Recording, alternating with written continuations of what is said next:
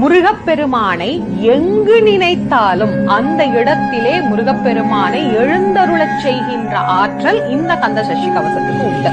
நீங்க எங்க கூப்பிட்டாலும் முருகன் வருவாருங்கிறதுக்கு அருணகிரிநாதரின் வாக்கே சாட்சி. எங்கே நினைப்பினும் அங்கே என் முன் வந்து எதிர் நிற்பனே அப்படின்னு முருகப்பெருமானை பற்றி அருணகிரியார் சொல்லி இருக்கிறார்.